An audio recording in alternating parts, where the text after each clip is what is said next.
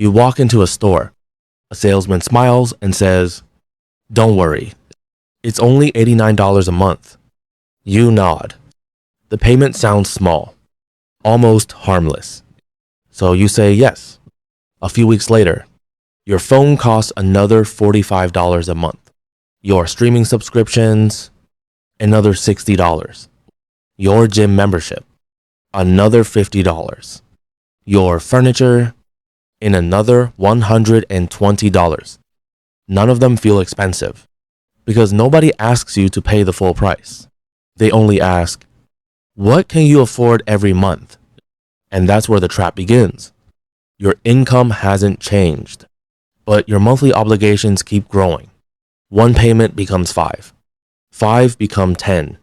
Soon, before you've bought groceries, before you've invested a single dollar, before you've saved anything, half your paycheck already belongs to someone else.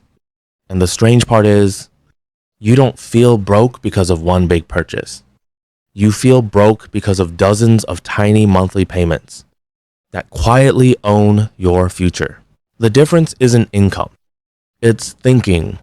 Most people see a monthly payment and ask, "Can I fit this into my budget?" Rich people ask a different question. What happens if I invest this money instead? That's a completely different mindset. Imagine you invest that same $89 every month, not once. Every month, year after year, slowly, those small investments begin to grow. Not because you're investing more, because time is working for you. Now imagine the opposite. You keep making the monthly payment. The phone gets older. The furniture loses value. The subscriptions disappear the moment you cancel them, but the payments are gone forever. One path builds assets. The other builds expenses. One gives you ownership. The other gives you obligations. That's why wealthy people don't chase low monthly payments.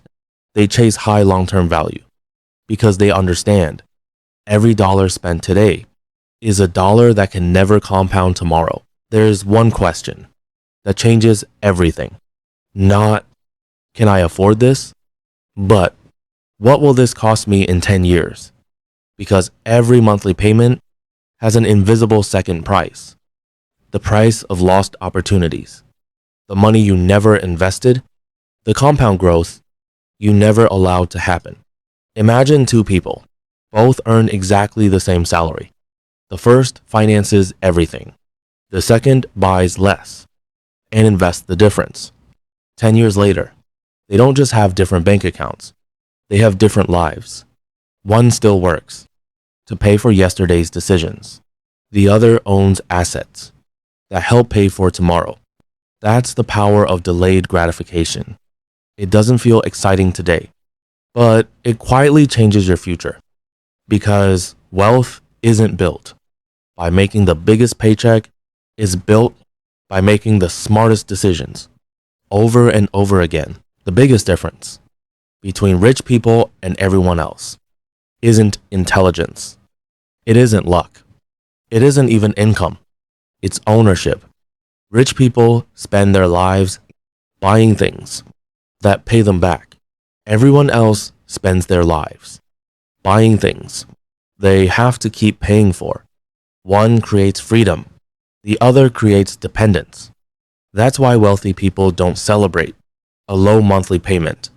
They celebrate another asset, another investment, another source of income, because every asset makes the next one easier to buy. That's how wealth compounds. Not just money, habits, discipline, patience. Eventually, there comes a day when your investments earn more than your monthly payments ever cost. And that's the moment you stop asking, "Can I afford this?" Because now your assets can afford it for you. That's the real goal. Not looking rich, becoming impossible to control, because your money finally works harder than you do.